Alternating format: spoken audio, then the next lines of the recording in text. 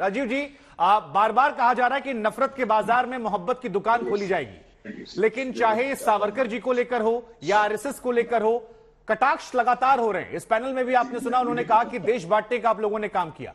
तो आरएसएस, हालांकि सुधांशु जी ने उसके बयान दिया, कितने नेताओं ने उनको समर्थन दिया, लेकिन मोहब्बत के बाजार में आप लोगों को लेकर मोहब्बत क्यों नहीं मिल पा रही सर? धन्यवाद शुभंकर। एक तो मुझे ना स्क्रीन पे कुछ दिख नहीं रहा है, तो एक बार आप पीसीआर को बोल करके थोड़ा उसको पैच करवा देंगे तो मुझे थोड़ा चेहरे जानने पहचानने और जवाब देने में थोड़ी सहूलियत रहेगी। आपने जो प्रश्न किया है, मुझे कहीं ना कहीं ऐसा लगता है कि राहुल जी अपने साथ चलने वाले नेताओं को, इस यात्रा में भाग ना ले पाने वाले नेताओं को और यात्रा के बाहर खड़े होकर देखने वाले कार्यकर्ताओं को कहीं ना कहीं यात्रा का जो कोर इशू है या मतलब है वो समझा नहीं पा रहे हैं, या फिर आचरण में और जो कहना है उसमें, व्यवहार में, आचरण में और कहने में, दोनों में, करनी और कथनी में, दोनों में अंतर है।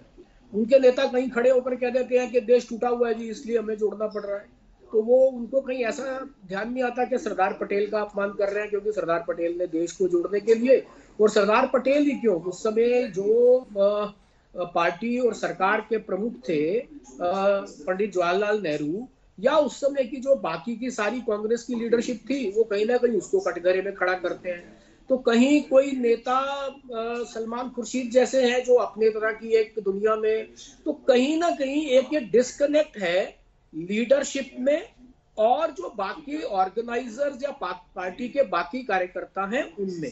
अब मैं आपकी दूसरी बात पर आता हूं। राहुल गांधी जी ने आज कहा कि वो संघ से सीखते हैं, तो मुझे लगता है कि वो यदि संघ से सीखते हैं तो ये बहुत मतलब एक अच्छी बात है, क्योंकि सीखने को जहां से भी मिले, हमारे यहाँ ऋग्वेद में भी कहा है आनो भद्रः कर्तव्यो यंतु विश्वतः, अर्थात अच्छे नोबल थॉट्स कहीं से भी आए, नहीं, वो अच्छे थॉट की बात नहीं कर रहे सर चाहिए राजीव जी, वो कह रहे हैं कि क्या नहीं करना है जीवन में ये मैं सीख रहा हूं, जो करना है वो नहीं सीख रहा हूं, जो नहीं करना है। कहीं उनको एक मेरा ये कहना है कि अगर क्या नहीं करना है ये भी उनको हमारे से सीखने को मिलता है, तो पहले वो कम से कम उन बातों पर तो आए जो डूज एंड डोंट्स की लिस्ट में पहले आनी चाहिए।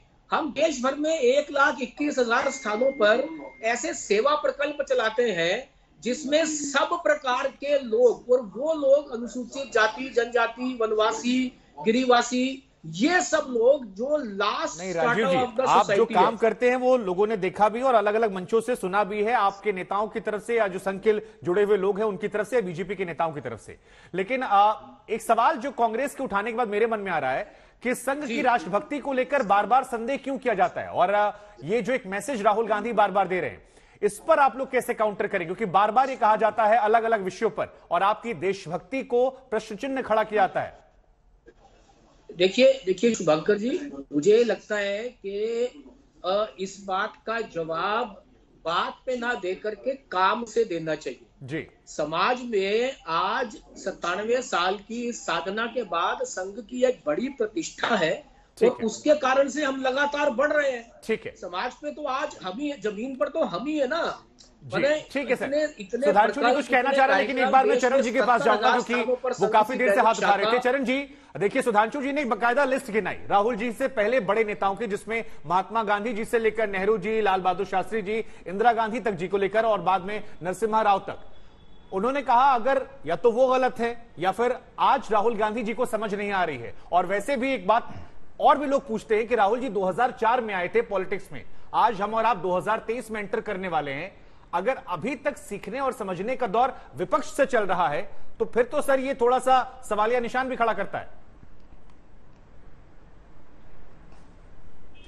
देखिए शुभांकर जी, राहुल गांधी जी ने विनम्रता का एक उदाहरण अपनी बातों से दिया है कि कितनी विनम्रता से वो बात करना चाहते हैं, और चाहे विपक्ष है वो विपक्ष के ऊपर भी अटैक नहीं करना चाहते, विनम्रता से उनकी जो आइडियोलॉजी है उसको वो एक्सपोज करना चाहते हैं। ये उनका एक प्रेस कॉन्फ्रेंस का जो एक पूरा ये था परिप्रेक्ष्य था, वो ये था।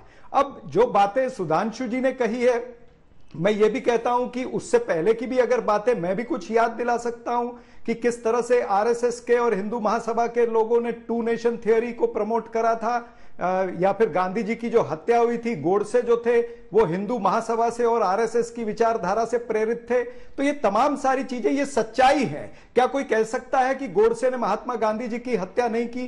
क्या कोई कह सकता है कि गोडसे जो है वो आरएसएस की विचारधारा वाला नहीं थे?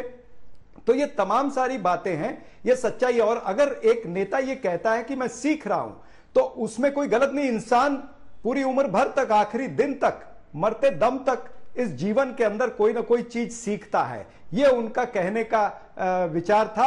उन्होंने विनम्रता दिखाई है। भारतीय जनता पार्टी अगर उनकी विनम्रता को एक्सेप्ट नहीं करती है तो उनकी मर्जी है। हम तो मोहब्बत बांटने आए हैं, हम तो कह रहे हैं बातों को, विनम्रता की बातों को आप लोग उनका उपहास उड़ा रहे हैं। आप लोग पहले, आपके कई नेता भी कह रहे थे कि देखिए राहुल जी विदेश चले जाएंगे, छुट्टियां बाहर मनाएंगे। आज कांग्रेस के तमाम नेता सुबह से ट्वीट कर रहे हैं कि देखिए साल का आखिरी दिन है, और वो तो लिख रहे हैं कि बीजेपी की छाती पर मूंग दल रहे। ये तमाम उनके प्रवक्ताओं के ट्वीट है। अब कैसे इसको देखेंगे सर? देखिए कहीं बाहर नहीं है, यहीं पर है। 9वीं प्रेस कॉन्फ्रेंस थी आज। शुभांकर जी, देखिए कितना बड़ा बदलाव आ गया कि राहुल गांधी जी घूमने भी लगे, और अब पहली बार इन्होंने अपना कहा अंग्रेजी नववर्ष भारत में मना रहे हैं। कुछ ना कुछ तो सीख रहे हैं लगता संघ से, वरना इससे पहले कभी ऐसा नहीं हुआ था। आज ये दिन भी देखने को आ रहा है, तो सुखद अनुभूति है कि कम से कम भारतीयता के साथ उनका लगाव थोड़ा बेहतर दिख रहा है। हाँ, परंतु मैं यह बताना चाहता हूं कि संघ की बात को से ये लोग नफरत क्यों करते हैं और ये समझ क्यों नहीं पाते? कारण जानते हैं क्या है? आज अगर आपसे पूछा जाए कि भारत के जो वनवासी क्षेत्र हैं, शेड्यूल्ड ट्राइब्स में, उसमें काम करने वाला सबसे बड़ा संगठन कौन, तो जाके वहां पे जान पे खेल के क्रिश्चियन मिशनरीज के खिलाफ काम करता है तो वनवासी कल्याण आश्रम जो संघ का है। अगर पूछा जाए दलित बस्तियों में काम करने वाला सबसे बड़ा संगठन कौन, तो सेवा भारती जो संघ का है। अगर कोई एक इंस्टीट्यूशन जिसके 30,000 स्कूल हैं वो है विद्या भारती सरस्वती शिशु मंदिर, दुनिया में कोई एक इंस्टीट्यूशन नहीं है, वो संघ का है। यदि पूछा जाए सबसे बड़ा विद्यार्थियों का संगठन कौन, अखिल भारतीय विद्यार्थी परिषद, तो संघ का है। सबसे बड़ा धार्मिक संगठन कौन, तो विश्व हिंदू परिषद संघ का है। अगर सबसे बड़ा किसान संगठन कौन, तो भारतीय किसान संघ का है। कंबाइंड लेफ्टिस्ट ट्रेड यूनियन की संख्या ज्यादा है, पर सबसे बड़ा मजदूरों का संगठन कौन, भारतीय मजदूर संघ का है। अरे हम तो देश को जोड़ रहे हैं, मगर जानते हैं शुभांकर जी किन लोगों को खराब लगता है? जो लोग देश को बिखरा टूटा हुआ देखना चाहते थे, जो देश के गौरव के प्रतीक तीर्थ स्थल चाहे अयोध्या हो या काशी हो या महाकाल हो, वहां टूटी बिखरी इमारतें देखना चाहते थे, जो देश को कभी जातियों में बांटकर बिखरा हुआ समाज देखना चाहते थे। कोई ये कहता था 4 जातियों को जूते मारो, तो कोई कहता था कि मैं वाई कॉम्बिनेशन, तो कोई कहता था बिहार में भूरा बाल निकाल रहा हूं, तो कोई गुजरात में KHM खाम कहता था, तो कोई हरियाणा में अजगर कहता था। उत्तर और दक्षिण में बांट के रखो, तमिल और हिंदी को लड़ा के रखो। कितना अच्छा लगता था वो बिखरा हुआ समाज। और जैसे ही जुड़ने लगा तो डर लगने लगा। ये पूरी यात्रा के उस दौर को देख लें, हमारी सरकार आने से पहले कहां कहां धमाके नहीं होते थे। दिल्ली में, मुंबई में, जयपुर में, नागपुर में, गुवाहाटी में, वाराणसी में, लखनऊ में, हैदराबाद में, बेंगलोर में, चेन्नई में, उस समय डर नहीं लगता था। आज डर लगता है। हकीकत में भारत उभर रहा है, भारत एकता के साथ आ रहा है, बिखराव को छोड़कर नए सृजन के साथ बढ़ रहा है। उस कारण से विघटनकारी शक्तियों को डर लग रहा है, और संघ ने उसमें महत्वपूर्ण भूमिका निभाई है। और मोदी जी आज उसके प्रतीक बन के उभरे हैं। इसलिए सबसे ज्यादा नफरत मोदी जी से और सबसे ज्यादा हिकारत संघ के प्रति।